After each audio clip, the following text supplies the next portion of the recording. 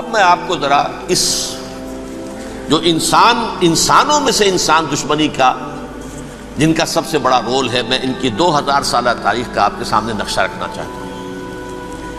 ان 1400 سال کا تو میں نے صرف 4 آپ کو پوائنٹس بتائے۔ موسیٰ سے عیسیٰ تک 1400 برس علیہ الصلوۃ والسلام، 2 مرتبہ عروج، 2 مرتبہ زوال، اشیریوں کے ہاتھوں پٹوائی، بابلیوں کے ہاتھوں پٹانا، گریکس کے ہاتھوں مرمت، رومنس کے ہاتھوں مرمت۔ یہ جو 2000 سال ہیں، کیونکہ اب تو ظاہر بات ہے 21ویں صدی شروع ہو گئی، 20 صدیاں حضرت مسیح کو پوری ہو گئی۔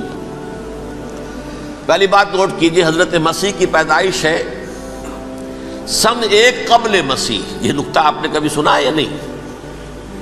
جب ملینیم کا سلسلہ شروع ہوا تھا پچھلے سال، تو میں نے بیان کر دیا تھا کہ ایک عجیب حساب کے اندر انہوں نے غلطی کی ہوئی ہے۔ حضرت مسیح کی پیدائش ہوئی 25 دسمبر کو، سن انہوں نے شروع کر دیا، جو اس کے بعد جنوری آئی تو پہلا سال شروع ہو گیا۔ اگر جنوری سے پہلا سال شروع ہوا تو یہ 6 دن جو ہے تو اس کے پچھلے سال میں تھے، لہذا کہا جائے گا کہ Jesus Christ was born 1 year before Christ, BC۔ تو 1 قبل مسیح میں حضرت مسیح کی پیدائش ہوئی۔ یہ آخری اسرائیلی نبی اور رسول۔ یہودی علماء کی مخالفت، دشمنی، سولی پر چڑھوا دینا میں بیان کر چکا ہوں۔ سن 33 عیسوی میں، جبکہ حضرت مسیح کی عمر 33 برس تھی، اللہ تعالیٰ نے انہیں زندہ آسمان پر اٹھا لیا، لیکن یہودیوں نے اپنے خیال کے مطابق انہیں سولی پر چڑھوا دیا، ان کی موت واقع ہو گئی۔ اگرچہ اس کے بعد یہ اختلاف ہے ان میں، یہودی کہتے ہیں وہ سولی پر چڑھ گیا، ختم ہوا، مر گیا۔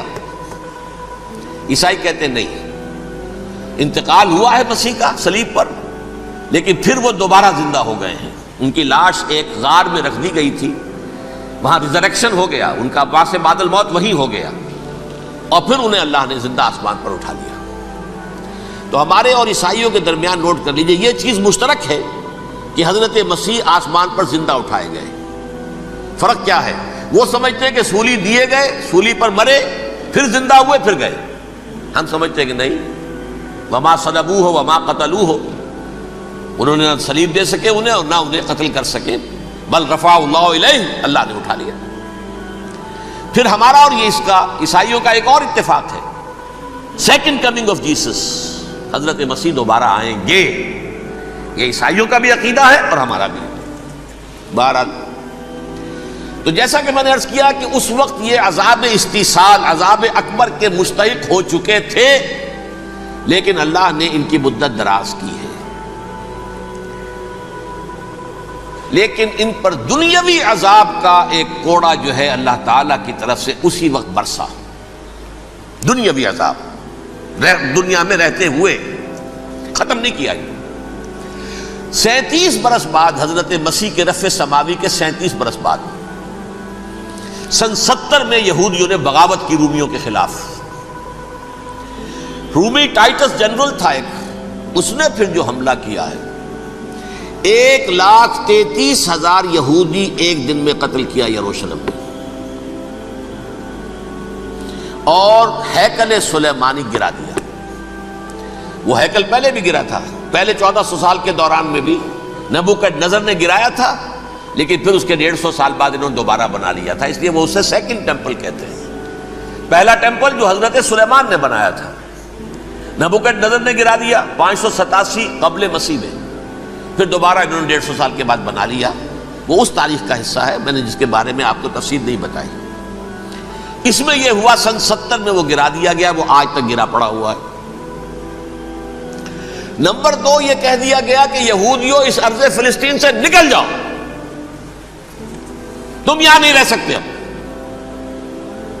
لہذا جس کا جہاں سینگ سمایا چلا گیا، یورپ میں چلے گئے، ایشیا میں آ گئے، عرب میں آ گئے۔ یہ 3 قبیلے جو رات بھی میں نے عرض کیا تھا، بنو قینقاع، بنو نذیر اور بنو قریظہ، یہ وہاں سے آ کے مدینے میں آباد ہو گئے۔ جس کا جہاں سینگ سمایا، افریقہ میں، ہندوستان میں، جہاں چلے گئے۔ ڈایاسپورا اسے کہتے ہیں، وہ آپ نوٹ کر لیجیے اس لفظ کو، ڈایاسپورا، ہمارا دور انتشار، جبکہ ہمیں ہماری اصل سرزمین تو فلسطین ہے، حضرت ابراہیم کا مسکن، حضرت اسحاق حضرت یعقوب کا مسکن فلسطین، یہ ہے ہماری اصل جاگیر، یہ تو ہماری جدی پشتی جاگیر ہے، لیکن یہاں سے نکال دیے گئے سن 70 عیسوی میں، اور وہاں سے لے کے 1917 تک ان کا ڈایاسپورا جاری رہا۔ یہ دور انتشار ہے۔ اس دور انتشار کے اب چند حصے ہیں جس کو میں چاہتا ہوں کہ آپ علیحدہ علیحدہ سمجھ لیں۔ دور انتشار کا جو پہلا جو ہے تقریباً 300 برس رومی حکمران تھے، وہ یہودیوں کے بھی دشمن تھے اور عیسائیوں کے بھی دشمن تھے، عیسائی اور یہودی ایک دوسرے کے بھی دشمن تھے، لیکن رومی سمجھتے تھے کہ یہ ایک ہی تھیلی کے چٹے بٹے ہیں۔ رومیوں کے نزدیک عیسائی بھی یہودیوں ہی کا ایک فرقہ تھے، کوئی علیحدہ مذہب تو تھا ہی نہیں، لہذا رومی جو ہیں رومنز وہ ان دونوں کو ستاتے تھے، مارتے تھے، اور یہ آپس میں لڑتے تھے، یہودی عیسائیوں کو مارتے تھے، عیسائی یہودیوں کو مارتے تھے۔ یہ ہے 300 برس تک کی تاریخ۔ سن 300 عیسوی میں کیا ہوا؟ ایک معجزہ ہو گیا۔ بہت عظیم ایمپرر کانسٹینٹائن، قسطنطین اعظم، رومن ایمپررز میں سے بہت بڑا ایمپرر، وہ عیسائی ہو گئے۔ اب تو معاملہ بالکل تلپٹ ہو گیا، پوری سلطنت عیسائی ہو گئی۔ اب عیسائیوں کے عیش ہو گئے اور یہودیوں پہ مار پڑنی شروع ہوئی۔ اب عیسائیوں کا آپ خود سوچئے کہ جنہیں وہ خدا بنا بیٹھے ہیں، خدا کا بیٹا قرار دے رہے ہیں، ان کے قاتل کون؟ یہودی بدماش۔ لہذا ان کی وہ پٹائی شروع ہوئی ہے یورپ میں، پوری رومن امپائر میں، انہیں ذلیل کیا گیا، شہروں میں آمد بند، علیحدہ رہو، گھیٹوز کے اندر رہو۔ یہودی کا نام جو ہے وہ گالی بن گیا، جیسے آج بھی یہودی گالی کہتے ہیں، جیسے خنزیر کا لفظ، آخر وہ بھی اللہ کی مخلوق ہے، لیکن آپ کو معلوم ہے کوئی شخص زبان پر نام نہیں لانا چاہتا خنزیر کا، سور کا، ہے تو مخلوق، وہ بھی ایک حیوان ہے۔ ایسے ہی یہ ہے یہودی، یہودی گالی، جیوٹ گالی۔ لہذا ایک طرف تو ان دونوں کے درمیان دشمنی، جس کو قرآن کہتا ہے وَأَغْرَيْنَا بَيْنَهُمُ الْعَدَاوَةَ وَالْبَغْضَاءَ، ہم نے ان کے مابین دشمنی جو ہے پیدا کر دی ہے۔ اور جب یہ پوری سلطنت عیسائی ہو گئی تو قافیہ تنگ ہو گیا یہودیوں کا۔ اب آئیے 571 عیسوی، یعنی جبکہ ڈایاسپورا کو کتنا عرصہ ہو چکا تھا؟ 500 برس۔ سن 70 سے شروع ہوا نا ڈایاسپورا، جب ٹائٹس نے گرایا ہے ہیکل کو اور نکال باہر کیا انہیں فلسطین سے، بھاگ جاؤ، یہاں ایک یہودی بھی نہیں رہے گا، فلسطین سے نکال دیے گئے۔ اس کے پورے 500 برس بعد سن 571 عیسوی میں حضور کی پیدائش ہوئی، ولادت باسعادت محمد الرسول اللہ صلی اللہ علیہ وسلم۔ 610 میں آپ پر وحی کا آغاز ہوا، لیکن حضور کے ساتھ ان کا معاملہ کیا رہا؟ اول تو جبکہ حضور ابھی مکے ہی میں تھے، یہودیوں نے ریشہ دوانیاں شروع کر دی حضور کے خلاف۔ قریش مکہ کو سکھاتے تھے، پڑھاتے تھے، ان سے یہ پوچھو، ان سے یہ پوچھو، یہ اس طرح تنگ کرو، ان سے یہ امتحان لو، یہ آپ کے علم میں ہے۔ سورہ بنی اسرائیل میں، سورہ کہف میں وہ سوالات جو امتحانی سوالات آئے تھے، ذوالقرنین کون تھا، اصحاب کہف کون تھے، تم رسول بنے پھرتے ہو تو بتاؤ، اور یہ روح کی حقیقت کیا بتاؤ، یہ ساری ریشہ دوانیاں کر رہے تھے بیٹھے ہوئے ابھی وہیں پر، حضور ابھی پہنچے بھی نہیں۔ ہجرت فرما کر حضور تشریف لے آئے تو حضور نے، جسے ماسٹر سٹروک کہا جائے گا، یعنی اسٹیٹس مین شپ کا ماسٹر سٹروک، آپ نے مدینے میں آتے یہودیوں کے ساتھ پیکٹ کر دیا، جوائنٹ ڈیفنس پیکٹ آف مدینہ، کہ اگر مکے والے ہم پر حملہ کریں گے تو ہم مل جل کر ایک قوم کی حیثیت سے مقابلہ کریں گے۔ یہ میثاق مدینہ کہلاتا ہے، جس کے بہت غلط معنی پہنائے جا رہے ہیں آج کل۔ بہرحال میں موضوع میرا چونکہ یہ نہیں، میں ادھر نہیں جاؤں گا، لیکن ہوا کیا؟ ہر مرتبہ یہ خیانت کے مرتکب ہوئے، ان نے جو عہد کیے تھے ان سے پھرے، اندر ہی اندر سازش، ریشہ دوانی، حضور کی بدترین دشمنی۔ سورہ نساء کی آیت نمبر 12 میں 13 میں فرمایا ہے لا تزال تطلع علی خائنۃ منہم، اے نبی ہمیشہ آپ کے علم میں ان کی طرف سے خیانتیں، بددیانتیاں آتی رہیں گی. اور بار بار وہ مسلسل جنگ کی آگ بھڑکاتے تھے.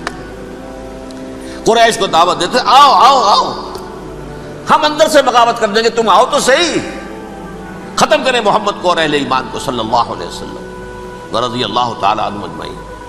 لیکن پھر جب وہ آتے تھے تو یہ دبک جاتے تھے، ان میں ہمت نہیں تھی. میدان کے مرد نہیں رہے تھے. یہ سورہ حشر میں ان کا نقشہ کھینچا گیا ہے. کھلے میدان میں مقابلے کی اس کے اندر صلاحیت ہی نہیں ہے. یہ تو فصیلوں کے پیچھے سے، جیسے عورتیں کہیں دیہات میں لڑائی ہوتی ہے تو مرد جو ہے گلیوں میں لڑتے ہیں، عورتیں اوپر سے پتھر پھینکتی ہیں، بس وہ کام یہ کر سکتے تھے. من ورائے جدر، فصیلوں کے پیچھے سے، جنگ میں میدان میں نہیں آ سکتے. بہرحال قرآن مجید میں ہے یہ سورہ مائدہ کی آیت نمبر 64، کلما اوقدوا نارا للحرب اطفاها اللہ. اکثر و بیشتر مواقع پر تو یہ جب آگ بھڑکاتے تھے جنگ کی، اللہ اسے بجھا دیتا تھا. لیکن بہرحال اس کے باوجود جنگیں ہوئی، غزوہ بدر، غزوہ احد ہوئی کہ نہیں؟ یہ ساری اس اصل شرارت میں. اور اس کے نتیجے میں حضور نے پھر ایک ایک کر کے 3 قبیلوں کو سزا دی. غزوہ بدر کے فوراً بعد بنو قینقاع نکالے گئے مدینے سے، غزوہ احد کے فوراً بعد بنو نذیر نکالے گئے، اور غزوہ احزاب کے بعد بنو قریظہ نکال دیے گئے. یہ تو میں نے آپ کے سامنے رکھ دیا صرف حضور کے زمانے میں ان کا کیا رویہ رہا. دشمن، رات بھی ہم نے وہ آیت پڑھی تھی، لَتَجِدَنَّ أَشَدَّ النَّاسِ عَدَاوَةً لِلَّذِينَ آمَنُوا الْيَهُودُ وَالَّذِينَ أَشْرَكُوا. اہل ایمان کی دشمنی میں شدید ترین تم پاؤ گے یہودیوں کو اور مشرکین. مشرکین بھی بعد میں ہے، پہلے یہودی. حضور کے بعد کیا ہوا اب یہ نوٹ کیجئے، یہ ان کی تاریخ کا دوسرا دور ہے. حضرت عمر رضی اللہ تعالیٰ عنہ قائد خلافت ہے. بیت المقدس کا محاصرہ کیا گیا، فصیل بڑی اونچی، شہر اندر سے سیلف سفیشینٹ، حملے کا راستہ کوئی نہیں. محاصرہ طول کھینچ رہا ہے لیکن ان کے پاس رسد بھی موجود ہے، پانی بھی موجود ہے، وہ دروازے بند کر کے بیٹھے ہوئے ہیں. بالآخر اللہ تعالیٰ کی مشیت کا ظہور کیسے ہوا؟ ان کے کچھ علماء آئے فصیل پر، کہا دیکھو مسلمانوں، تم قیامت تک بھی یہاں پڑے رہو گے محاصرہ کر کے، ہمارا یہ شہر فتح نہیں ہوگا. ہاں ایک درویش بادشاہ کے ہاتھوں یہ شہر فتح ہونا ہے، لیکن تمہارے اندر ہمیں وہ نظر نہیں آ رہا. ابو عبیدہ بن الجراح رضی اللہ تعالی عنہ، امین هذه الامہ، ان کا فوراً ذہن گیا وہ درویش بادشاہ مدینے میں بیٹھا ہوا ہے، عمر رضی اللہ تعالی. اب ایک اور عمر بھی ہے جو قندھار میں بیٹھا ہے. نقشہ وہی ہے، سادگی کی حد تک نقشہ وہی ہے، بالکل وہی، اپنی آنکھوں سے دیکھا وہی سادگی. عمر اول، عمر ثانی تھے عمر بن عبد العزیز. اب ایک اللہ کے فضل سے اللہ تعالیٰ ایدہ اللہ بنصرتہ، اللہ تعالیٰ ان کی نصرت فرمائے، دشمنوں کو ان کے مقابلے میں نیست و نابود کرے. انہوں نے ریکویسٹ بھیج دی کہ حضور تشریف لائیے، یہ شہر فتح ہو جائے گا. وہ ہے سفر تاریخی، اتنا طویل سفر، تقریباً 700 میل، ایک اونٹ، ایک خادم، ایک منزل پہ امیر المومنین اوپر بیٹھے، خادم آگے چل رہا ہے، اگلی منزل پہ خادم اوپر بیٹھا ہے، امیر المومنین آگے جا رہے ہیں. اور جب پہنچے ہیں تو وہ باری تھی خادم کی. انہوں نے ہاتھ جوڑ دیا، حضور خدا کے لیے تم کیا کہیں گے لوگ، وہ میرا برا حال کر دیں گے، تمہیں شرم نہیں آئی؟ امیر المومنین پیدل آگے چل رہے ہیں نکیل پکڑ کر، اور تم بیٹھے ہو اوپر براجمان ہو. حضرت عمر فرمایا الدور دورک، نہیں باری تمہاری ہے، بیٹھ. اس حال میں پہنچے ہیں. اور پھر یہ کہ ابو عبیدہ بن الجراح آئے ہیں، استقبال کیا ہے تو دیکھا ہے اس حال میں چلے آ رہے ہیں. عمر نکیل پکڑے ہوئے چلے آ رہے ہیں، اور کہتے ہیں کہ کہیں کیچڑ ویچڑ تھا، جوتے خراب ہو گئے تھے، وہ بھی اتار کے ہاتھ میں پکڑے ہوئے، کپڑے تو تھے ہی پھٹے ہوئے. انہوں نے کہا بھی حضرت ابو عبیدہ نے، دیکھیے یہ بڑا متمدن ملک ہے، بڑا مہذب علاقہ ہے، یہ آپ ذرا حلیہ اپنا دوست فرما لیں تب جا کے پیش ہم آپ کو کریں گے. آپ نے فرمایا نحن قوم اعزنا اللہ بالاسلام، ہم وہ قوم ہیں جنہیں اللہ نے عزت دی ہے اسلام کے ذریعے سے. کپڑوں کے ذریعے سے نہیں، دولت کے ذریعے سے نہیں۔ اسی حال میں گئے ہیں، اوپر سے انہوں نے کھڑے ہو کر نشانیاں دیکھی ہیں، اپنی کتابیں کھولی، ہاں یہ وہی ہے، اچھا لو جی سرنڈر، شہر تمہارے ہاتھ میں۔ خون کا ایک قطرہ نہیں بہا اور بیت المقدس فتح ہو گیا۔ لیکن اس وقت حضرت عمر نے ایک نرمی یہ کی کہ یہودیوں کے لیے بھی اسے اوپن سٹی قرار دے دیا۔ یہ احسان عظیم حضرت عمر کا۔ اس سے پہلے یہودی آ ہی نہیں سکتا تھا، داخل ہی نہیں ہو سکتا تھا، وہاں وہ آ کر وزٹ نہیں کر سکتا تھا، زیارت نہیں کر سکتا تھا اپنے مقدس مقامات کی۔ حضرت عمر نے یوں سمجھیے کہ تقریباً 550 برس کے بعد ان کے لیے راستہ کھولا ہے کہ ہاں تم آ سکتے ہو، زیارت کر سکتے ہو۔ لیکن یہ عیسائیوں نے لکھوایا معاہدے کے اندر، انہیں یہاں آپ آباد ہونے کی اجازت نہیں دیں گے، لیکن کم وزٹ دی پلیسز، دیکھیں، زیارتیں کریں اور جائیں۔ یہ معاہدہ حضرت عمر کا ہے رضی اللہ تعالیٰ، جو پھر خلافت راشدہ کے بعد بنو امیہ نے بھی اس کو آرڈر کیا، بنو عباس نے کیا، پھر جو ہمارے یہ ترکوں میں اندر خلافت آئی تو ترک خلفاء نے بھی اس معاہدے کی پوری پابندی کی۔ فلسطین میں آ سکتے ہیں یہودی صرف زائرین کی حیثیت سے، وہاں آباد نہیں ہو سکتے۔ اب آئیے اگلا دور آیا حضرت عثمان کا دور خلافت۔ یہ ہے وہ وقت کہ اب یہود نے امت مسلمہ کی پیٹھ میں چھرا گھونپا۔ وہ کیسے؟ ایک یہودی عبداللہ ابن سبا اسلام کا لبادہ اوڑھ کر آ گیا، معاشرے کا جائزہ لے لیا، ان میں بنو ہاشم اور بنو امیہ میں جو پرانی کشاکش تھی اس کے کچھ نہ کچھ جراثیم باقی ہیں، اگر ان کو ذرا بھڑکا دے تو مسلمانوں میں انتشار پیدا ہو جائے۔ کہا یہ عثمان کون ہے؟ یہ تو بنو امیہ میں سے ہے، یہ حق تو بنو ہاشم کا ہے، خلافت ان کے پاس ہونی چاہیے، محمد کے تو رشتہ دار وہ ہے صلی اللہ علیہ وسلم۔ عوام الناس کے اندر بات پھیلنی شروع ہوئی، پھر ایک بڑی سازش کے انداز میں حضرت عثمان کے خلاف پروپیگنڈا، حضرت عثمان کے جو عاملین تھے، گورنر تھے، ان کے خلاف پروپیگنڈا، اور ایسی ہوشیاری کرتے تھے کہ کوفے میں کوفے کے حاکم کے خلاف کچھ نہیں کہنا، اجی مصر میں یہ ہو رہا ہے، اجی شام میں یہ ہو رہا ہے، اجی یہ جو عثمان ہے وہ یہ کر رہا ہے، یہ ظلم ہو رہا ہے، یہ لوٹ مار ہو رہی ہے، یہ خیانتیں ہو رہی ہیں۔ اب نہ تو اس زمانے میں مینز آف کمیونیکیشن، کیسے تصدیق کریں؟ افواہیں تو آپ آج کراچی کے اندر شروع ہو جائے تو پتہ نہیں چل سکتا کسی کو کہ کیا اس میں صداقت ہے، کیا جھوٹ ہے، اور بری بات جو ہے فطرت انسانی کی کمزوری ہے، وہ فوراً قبول کرتا ہے، کسی کے بارے میں اچھی بات ماننے کو تیار نہیں ہوتا، لیکن بری بات تو فوراً تیار ہے۔ بہرحال یہ فتنہ انہوں نے اٹھایا، حضرت علی کی الوہیت کا فتنہ اٹھایا، حضرت عثمان کے خلاف الفتنۃ الکبریٰ برپا کیا، حضرت عثمان شہید ہوئے۔ اس کے بعد 5 برس تک مسلمان ایک دوسرے کی گردنیں کاٹتے رہے، باہمی خانہ جنگی ہوئی، امت کو وہ زخم لگایا ہے جو آج تک جس سے خون رس رہا ہے۔ یہ شیعان عثمان اور شیعان علی تھے جو بعد میں پھر سنی اور شیعہ ہو، اور آج تک ہے۔ فتنہ کس نے جگایا؟ ایک عبداللہ ابن سبا یہودی اور اس کے کارندے، شیطان کا ایجنٹ، اور انسانوں میں سے بھی اس کے جو بھی حواریین تھے اور شیطانوں کے اندر سے بھی تھے، انہوں نے بھی اس آگ کو بھڑکایا۔ یہ آپ سوچ لیجئے کہ یہ کس نے وہ زخم لگایا؟ یہودی۔ اگلا دور آیا، خلافت راشدہ ختم ہوئی، بنو امیہ کا بھی دور کافی گزر گیا۔ طارق ابن زیاد 712 عیسوی میں حملہ کرتے ہیں اسپین پر۔ اسپین اس وقت عیسائیت کا بہت بڑا گڑھ، بڑے کٹر ترین عیسائی جو ہیں وہ اسپین میں تھے، لہذا یہودیوں کی وہاں بہت پٹائی ہوتی تھی، بہت پٹائی ہوتی ہے، میں بتا چکا ہوں، دشمنی تھی ان کی تو چلی آ رہی تھی عیسائیوں کے ہاتھوں یہودیوں کی، وہ تو سن 300 عیسوی سے ایمپرر کانسٹنٹائن کے بعد سے شروع ہو گئی تھی۔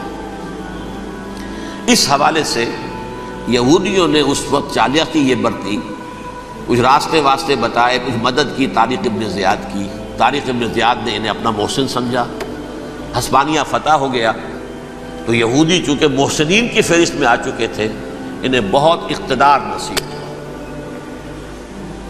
بڑی سپورٹ مسلمانوں نے دی۔ ان کے بڑے بڑے علماء جو ہیں اسی دور کے اندر پیدا ہوئے، بڑے بڑے تھنکرز ان کے اسی دور میں پیدا ہوئے۔ بن گوریون جو کہ ایک وزیر اعظم تھا اسرائیل کا، اس نے یہ لکھا اپنی کتاب میں، Muslim Spain was the golden era of our diaspora. وہ ڈائسپورا جو 70 عیسوی سے شروع ہوا تھا اور 1917 عیسوی تک جاری رہا ہے، اس میں سے گولڈن ایرا ہمارا جو تھا وہ مسلم اسپین تھا. ہسپانیہ میں بیٹھ کر ہم نے عیش کیے. لیکن وہاں سے انہوں نے اور جو کچھ کیا، یہ تو داستان کے تو بہت سے گوشے ہیں، لیکن میں جس اسٹریٹ لائن میں چل رہا ہوں اس کے اعتبار سے ایک بات سمجھ لیجیے. وہاں بیٹھ کر انہوں نے اب عیسائیت کی پیٹھ میں چھرا گھونپا، پروٹیسٹنٹ مذہب پیدا کیا، تقسیم کر دیا. جیسے شیعہ سنی کی تقسیم، عبداللہ ابن سبا، رومن کیتھولک اور پروٹیسٹنٹ کی تقسیم، یہودی علماء. ہوتا کیا تھا؟ ہسپانیہ کی یونیورسٹیاں ہیں، کارڈووا میں ہے، ٹولیڈو میں ہے، گریناڈا میں ہے، غرناطہ، قرطبہ، تولیتلا، اور وہاں آتے تھے لوگ. فرانس سے چلے آ رہے ہیں نوجوان پڑھنے کے لیے، جرمنی سے چلے آ رہے ہیں، اٹلی سے چلے آ رہے ہیں. 3 ہی ملک قریب ترین پڑھتے ہیں سینٹرل جو یورپ کے ہیں. یہاں پر جو ہے وہ اسلام جو نور پھیلا رہا تھا اس سے بھی مستفیض ہوئے. جہالت کے جو ہے پردے ان کے وہ چھٹے. اس کے ساتھ ہی وہ یہودی وہاں ان کے اندر جو جراثیم داخل کر رہے تھے، وہ اس عیسائیت کے خلاف بغاوت، جو اس وقت دنیا میں عیسائیت اس وقت تھی. پوپ کا راج تھا دنیا میں اس وقت. یورپ میں جو عیسائیت تھی اس میں ایک طرف بادشاہ تھے، لیکن بادشاہوں کی حیثیت وہاں پر یوں سمجھ لیجئے کٹ پتلیوں کی تھی. اصل قوت پوپ کے ہاتھ میں تھی. اور پوپ کو انہوں نے، جیسے قرآن نے کہا، اتخذوا احبارهم ورهبانهم اربابا من دون اللہ. چونکہ سینٹ پال نے شریعت موسوی ساقط کر دی تھی تو اب شریعت تھی ہی نہیں. پوپ کو اختیار تھا جس چیز کو چاہے حلال قرار دے دے، جس چیز کو چاہے حرام قرار دے دے. اتخذوا احبارهم ورهبانهم اربابا من دون اللہ. انہوں نے کہا صاحب یہ پوپ کس بلا کا نام ہے، یہ بھی انسان ہے. بات تو ٹھیک تھی نا. اصل حیثیت تو کتاب کی ہونی چاہیے نا، ڈیوائن بک، دی ریویلڈ اسکرپچر. لہذا اور یہ کتاب ہر شخص پڑھ سکتا ہے. کوئی پوپ کے باپ کو جو ہے کوئی اس کے لیے پروپرائٹری رائٹس تو نہیں ہے کہ صرف پوپ پڑھ سکتا ہے یا پادری پڑھ سکتے ہیں. ہم بھی پڑھ سکتے ہیں، ہم بھی سمجھ سکتے ہیں. یہ باتیں تھی کہ جن کو بڑھا چڑھا کر بیان کر کے اور پوپ کا اقتدار ختم کرا دیا اور توجہ مرکوز کر دی بائبل کی طرف. اب بائبل میں بڑا حصہ تو اولڈ ٹیسٹامنٹ کا ہے.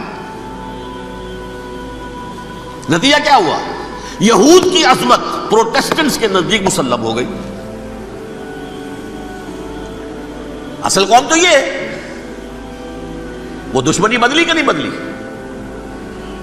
موسیٰ کے امتی یہ ہے، تورات موسیٰ کو دی گئی، ابراہیم کی نسل یہ ہے.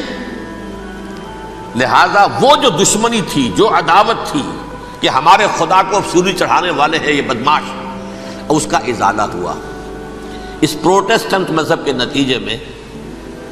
یہ میں اب آپ کو بتاتا ہوں کہ ایک نتیجہ وہ نکلا ہے جسے برٹرنڈ رسل نے بیان کیا ہے. اس کی کتاب ہے ان پریز آف آئیڈلنس، صفحہ 108. وہ لکھتا ہے the Christians retaining the Judaic belief in special revelation added to it the Roman desire for world wide domination and the Greek taste for metaphysical subtleties. The combination produce the most fiercely persecuting religion that the world has yet known. یہ 3 چیزیں آ کر عیسائیت میں مل گئی. ایک تو جب یہ اولڈ ٹیسٹامنٹ جو ہے وہ ان کے ہاتھ میں آ گئی، اور اس کے میں کچھ آپ کو بتا دیتا ہوں کہ اولڈ ٹیسٹامنٹ کی تعلیمات، کیونکہ یہ اولڈ ٹیسٹامنٹ جو ہے یہ محرف تھی. اصل تورات تو گم ہو گئی تھی 587 قبل مسیح میں، جب پہلی مرتبہ ہیکل جو ہے تباہ ہوا ہے، اس وقت ختم ہو گئی تھی. اس کے کوئی 150 سال کے بعد انہوں نے یادداشتوں سے مرتب کر کے لکھی ہے. اب اس میں ان کے اپنے خیالات، اپنے امانی، اپنی توجیحات وہ شامل ہو گئی.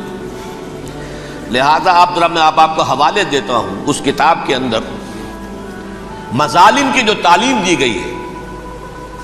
اہل کتاب نے اپنے مظالم قتل عام کے جواز کے لیے تورات میں تبدیلیاں کی اور پیغمبروں پر دہشت ناکی اور بدترین حرام کاری کے الزامات لگائے. سنیے، پہلا حوالہ ہے یہ گنتی باب 31 آیات 17-18.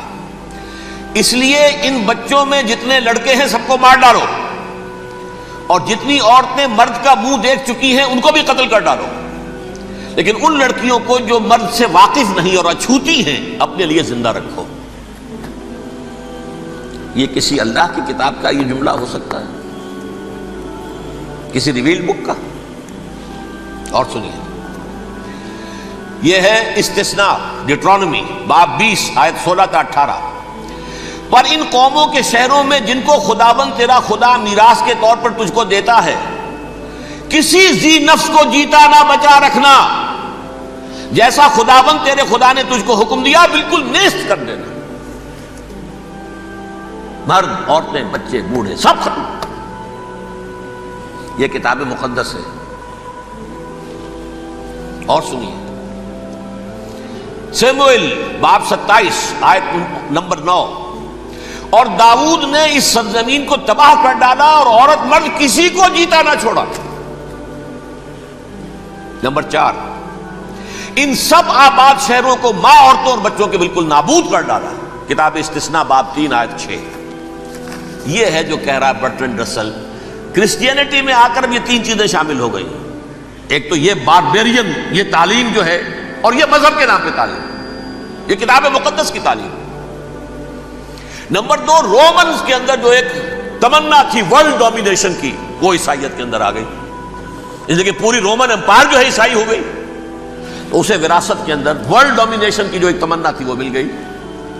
اور پھر یہ کہ انہوں نے جو توہمات تھے یونانیوں کے، ان کو بھی اپنے ہاں مختلف شکلوں کے اندر جمع کر لیا. ان تین چیزوں کا the combination produced the most fiercely persecuting religion that the world has yet known. اس کے نتیجے میں دنیا میں تاریخ انسانیت کے اندر جو بدترین خوخار ترین مذہب ہو سکتا ہے وہ شکل عیسائیت نے اختیار کی. اور اس کا مظہر عتم کیا تھا نوٹ کیجئے، صلیبی جنگیں. ایک بات ٹائم ٹیبل کے اعتبار سے نوٹ کر لیجئے گا. فرسٹ ملینیم ختم ہوا، سیکنڈ شروع ہوا. ان کے 1000 سال ختم ہوئے تو 11ویں صدی میں سیکنڈ ملینیم شروع ہوا، تو پہلی صلیبی جنگیں ہوئی. لاکھوں مسلمان قتل کیے گئے. صرف یروشلم کے اندر اتنا خون بہایا ہے کہ خود ان کے ہسٹورینز لکھتے ہیں کہ جب ان صلیبیوں نے جب گھوڑوں کے ساتھ وہ چل رہے تھے گلیوں میں، تو ان کے گھوڑوں کے گھٹنوں تک خون کی ندی بہہ رہی تھی. جہاں سے گزرے ختم کرتے چلے گئے، آبادیاں کی آبادیاں ختم کر. اگرچہ اس کروسیڈ میں گیہوں کے ساتھ گھن بھی پسا، یہودی بھی بہت مارے گئے.